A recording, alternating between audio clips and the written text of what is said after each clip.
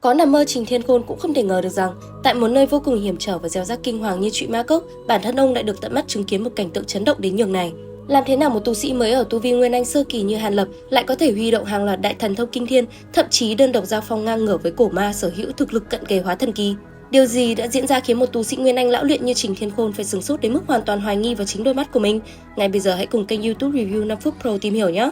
Nói về cuộc đời của Trình Thiên Khôn, khoảnh khắc kích động nhất có lẽ chính là lúc ở trong Trụy Ma Cốc. Khi ấy, khoảnh khắc tận mắt chứng kiến vị thái thượng trưởng lão mới đến của Lạc Vân Tông là Hàn Lập, bên trái đứng Thiên Tuyệt Ma Thi, tu vi Nguyên Anh sơ kỳ, trước mặt là 30 con khôn lỗi kết đan kỳ, trên đỉnh đầu lượn quanh hỏa điểu do Tử La Cực Hỏa biến hóa thành, tay phải cầm huyết ma kiếm, thân khoác áo giáp phệ kim trùng, lại thêm tay trái dán hàng linh phù lên trán để hóa thân thành dáng vẻ nửa người nửa dao vô cùng kinh hãi. Phía sau hắn còn hiện ra hư ảnh bát cấp độc dao dài hơn 10 trượng, cất tiếng gầm chấn động thiên địa khiến cả đất trời cũng phải biến sắc. Lúc này, tu vi của Hàn Lập đã vô cùng cận kề Nguyên Anh trung kỳ. Trong sự kinh ngạc đến tột cùng của Trình Thiên Khôn, Hàn Lập đã thi triển đại canh kiếm trận, khiến ngay cả con cổ ma có thực lực cận kề hóa thần kỳ đối diện cũng phải cảm nhận sâu sắc hiểm họa tử vong. Trước đó, trên đường ra khỏi cốc, Hàn Lập vô tình bắt gặp Lệnh Hồ lão tổ và Nam Cung Uyển đang hoảng loạn táo chạy, rồi bị chính con cổ ma do hai người dẫn tới chặn mất lối thoát.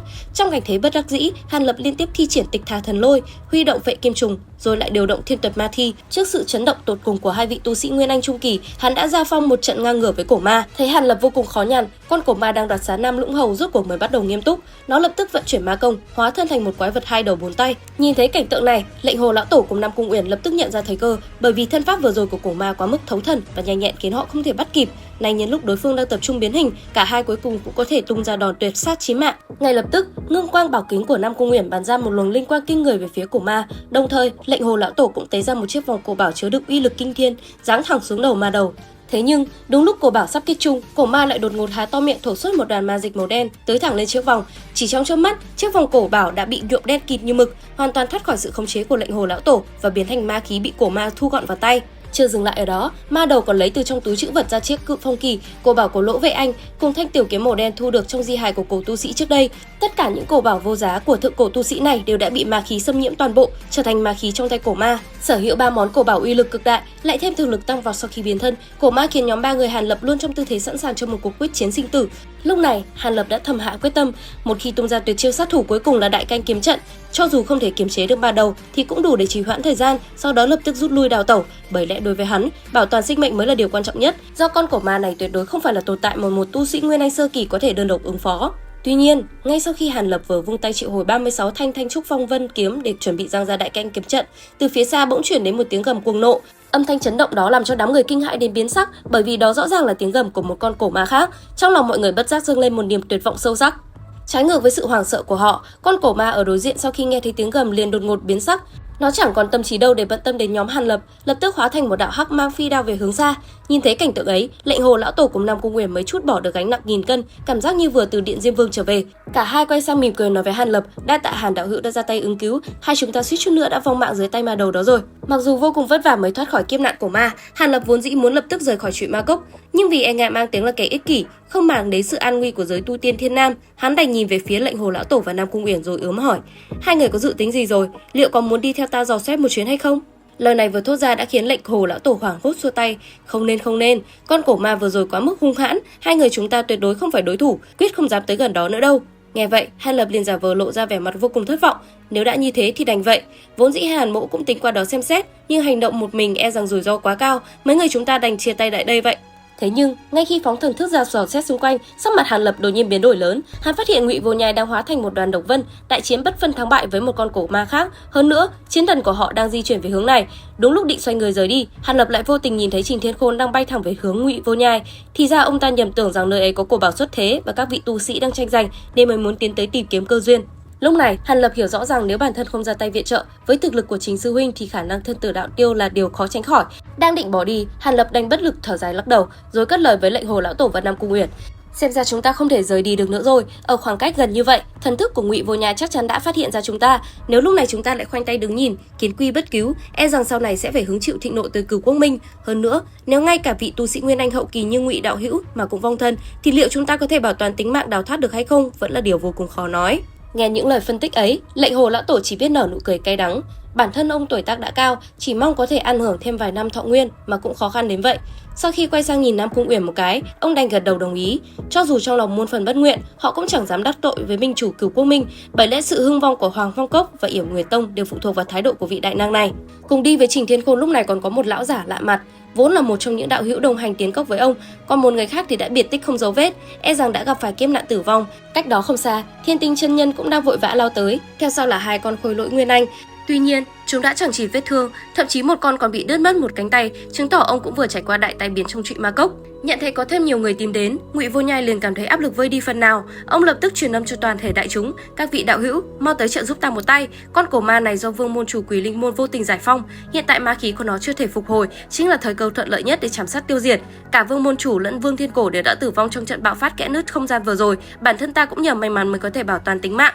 Nghe Ngụy Vô Nhai giải bày, nhóm ba người Trình Thiên Khôn tìm bảo vật lập tức nhíu chặt lông mày, họ vô cùng hối hận vì đã dấn thân vào đây. Không ngờ đối phương lại là con cổ ma đến cả tu sĩ Nguyên Anh hậu kỳ cũng bất lực. Ngay lúc mọi người đang âm thầm kêu khổ, bầu trời đột nhiên mây đen giăng kín, rồi từ trong u ám lại xuất hiện thêm một con cổ ma khác. Đó chính là con cổ ma mang nhục thân Nam Lũng Hầu vừa giao chiến với Hàn Lập khi nãy.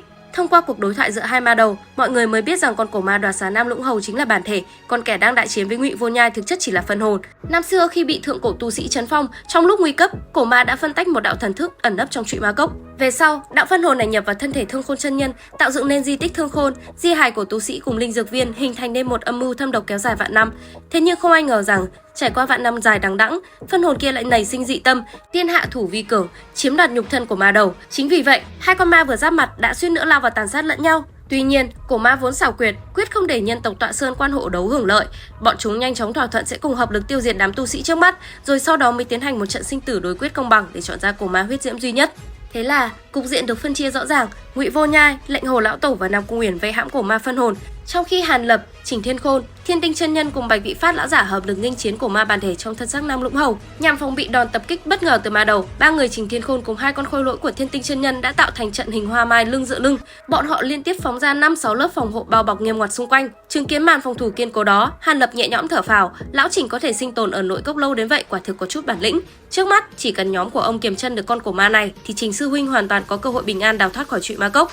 Đồng thời, Hàn Lập chủ động giãn rộng khoảng cách với mọi người, một lúc phóng ra phệ kim trùng, thiên tuyệt ma thi cùng 30 con khôi lỗi kết đàn kỳ. Hắn vận chuyển thanh linh chi mục đến cực hạn, tay phải vùng huyết ma kiếm, tay trái cầm hàng linh phù dán lên trán để biến thân thành dáng vẻ nửa người nửa dao. Thực lực của hắn trong chốc mắt tăng vọt, cận kề Nguyên Anh trung kỳ. Dưới sự yểm hộ của linh trùng, khôi lỗi và ma thi, Hàn Lập bắt đầu ngưng tụ pháp lực để giăng ra đại canh kiếm trận. Chớ trêu thay, ma đầu xảo quyệt lại không hành động theo thông lệ. Qua giao tranh trước đó, nó thừa biết khó lòng hạ gục Hàn Lập trong thời gian ngắn, chọn phương án dễ dàng hơn, nó lập tức chuyển hướng lao tới tấn công nhóm ba người Trình Thiên Khôn.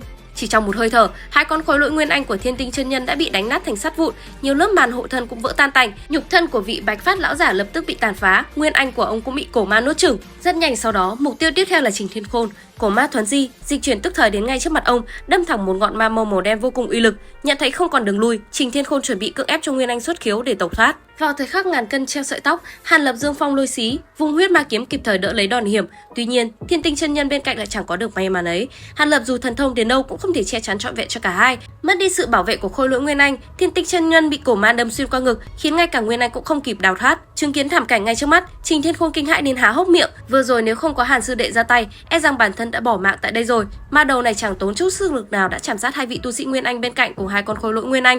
Vậy mà Hàn sư đệ lại có thể giao phong với nó mà không hề rơi vào thế hạ phong. Vị sư đệ này của ta thực sự chỉ mới ở tu vi Nguyên Anh sơ kỳ sao? Thế nhưng ngay sau đó, ông lại chứng kiến một màn flex còn chấn động hơn gấp bội. Sau khi hoàn thành việc bố trí đại canh kiếm trận, Hàn Lập hai tay nhanh chóng kết ấn, vô số sợi kim sắc kiếm đan xen vây chặt cổ ma vào trung tâm, rồi hắn dồn toàn bộ pháp lực cuồn bạo vào huyết ma kiếm, nhắm thẳng đỉnh đầu ma đầu mà chạm xuống một kiếm kinh thiên. Đối mặt với nhát chém xuất thần ấy, cổ ma lập tức cảm nhận được hiểm họa tử vong bủa răng. Trong khoảnh khắc quyết định, nó quyết đoán tự chặt đứt một cánh tay của mình. Chiếc tay gãy lập tức biến hóa thành một thanh cốt kiếm ma khí cuồn cuộn, toàn lực nghênh chiến với huyết ma kiếm của Hàn Lập. Màn va chạm bộc phát uy lực chấn thiên động địa, chấn động đến mức nhóm người của Ngụy Vô Nhai đang giao chiến ở đằng xa cũng phải khựng lại, đồng loạt quay đầu nhìn về hướng Hàn Lập. Cùng với tiếng nổ vang rền xé rách không trung, một vết nứt không gian khổng lồ lập tức xuất hiện, lực hút khủng khiếp từ đó đã cuốn cả Hàn Lập lẫn cổ ma mang nhục thân Nam Lũng Hầu vào bên trong khoảng không vô tận.